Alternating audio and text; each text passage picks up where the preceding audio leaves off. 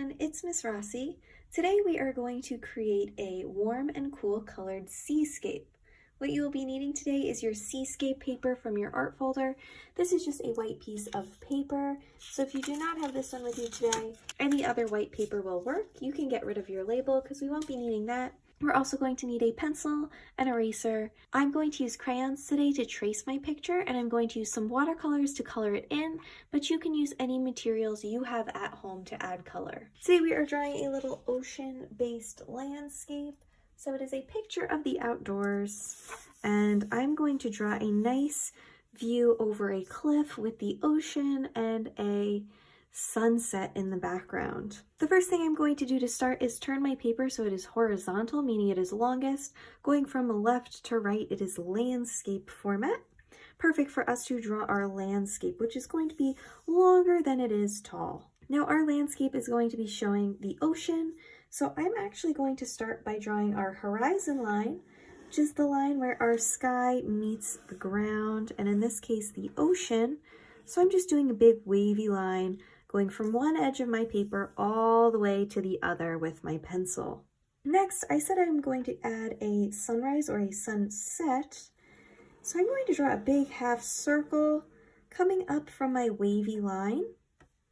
That is going to be my rising or setting sun, depending on where you are in the world. And I'm going to draw some big straight lines coming out for some nice big rays of our sun. If you want to add any other details in your sky, like birds or clouds, you can always throw those in there at the top with your pencil as well. But I'm going to jump down towards the bottom of my page, and I'm going to draw the side of my cliff. And that's just going to be a big, smooth, bumpy line out from the bottom of my page, again going from one edge all the way to the other. This one isn't as spiky and pointy as my wavy line that I drew for the ocean, but it's still kind of irregular, and it's not just a straight line going across my page. The next thing I'm going to do is add some more wavy lines to my ocean to give it some texture.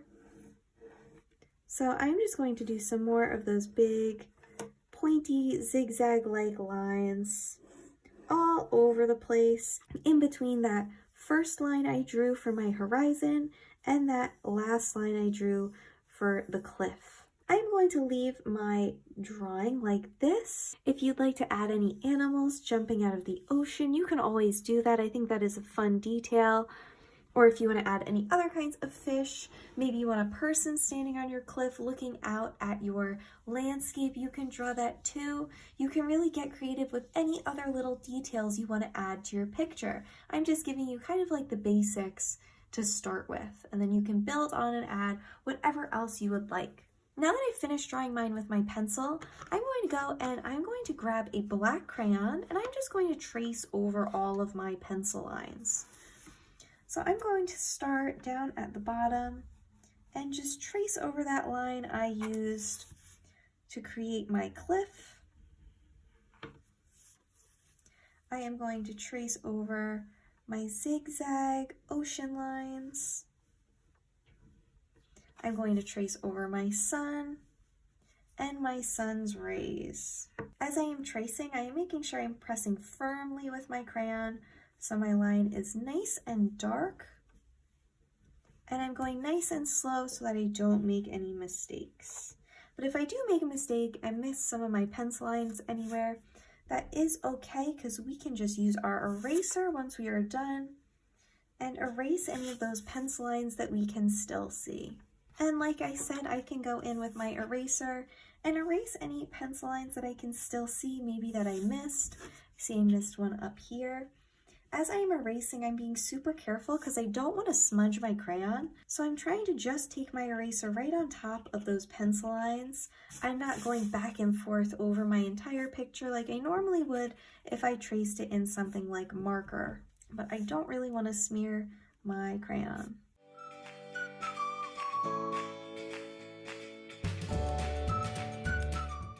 Perfect. Now that my picture is all traced, I can start to add some color. I'm first going to go in with some of my crayons.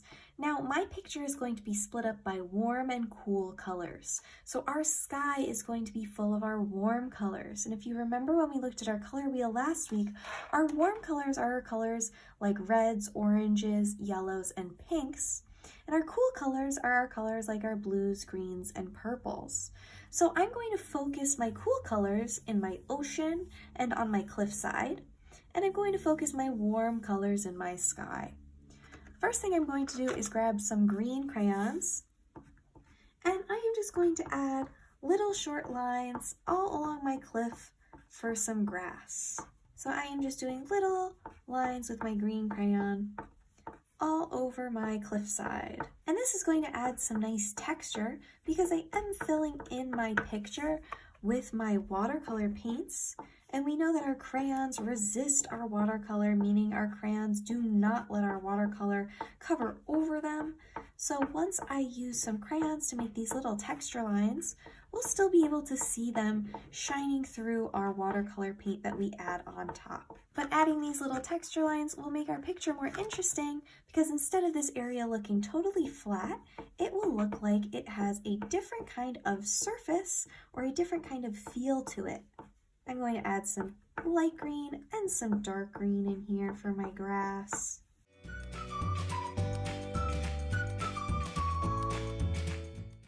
That looks pretty good. Now I'm going to go into my water. I'm going to grab some blues and some purples. And I'm going to add some more texture lines inside my water. So I can add even more lines for my waves by just doing that same zigzag type line, just in a smaller version. So I'm doing little short zigzag lines throughout my water. And I'm going to do that with all different colors of blue, and I have some purple in there just to make it a little bit more exciting with our other cool colors. And again, these crayon colors that I'm using are going to shine nice and bright through our picture once we start to add our watercolor paints. That looks pretty good. Maybe I'll add some dark blue in there too. Now, if you drew any extra little details like animals or things, you can decide if you want to color those in with your crayons or if you think they'll look better with paint or watercolor. And the last thing I'm going to do is take some of my warm colors and just add some extra lines here and there coming out from my sun. So I'm going to do this in all different warm colors. So I have my oranges, my reds, my yellows, and my pinks.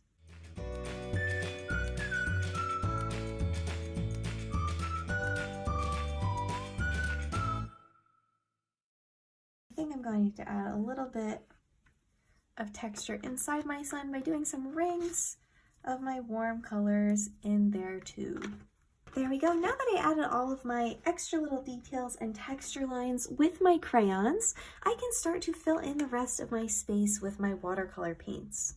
So I'm going to start at the bottom of my paper on top of that grass, and I'm going to be using my greens to fill in the side of my cliff. So again, we're using our cool colors for our cliff and for the water, and our warm colors for the sky.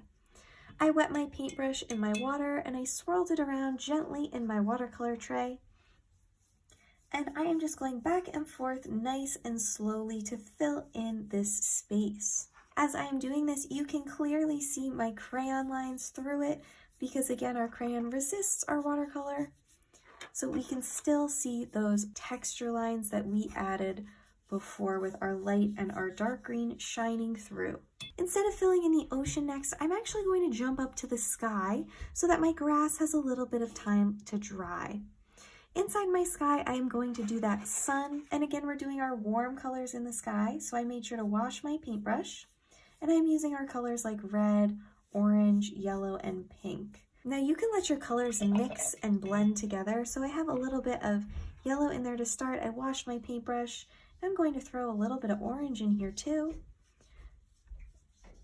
and let those colors mix together to make it a little bit more interesting. Cool, and again, you can see my texture lines peeking through there again. And now again, I'm just gonna take my warm colors and slowly fill in my sun's rays. So I am just filling in these sections, painting nice and slowly, going back and forth, making sure to wash my paintbrush. And just like I did in the center of my sun, I can go in with multiple warm colors at once and let them blend and mix together in there.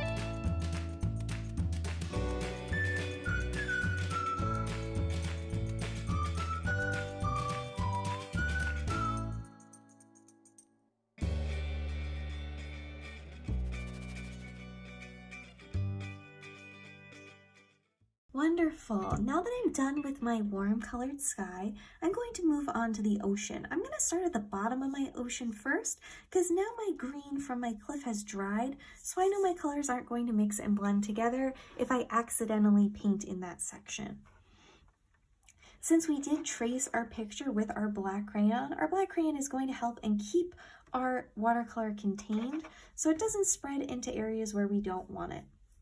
I'm going to use my blue and my purple and even some of my dark green and let those mix together to fill in my ocean. And you can see our crayon is shining nice and bright through our watercolor paints as it is resisting. So I'm just going to go in and fill in the rest of that white space, trying my best to stay inside the lines.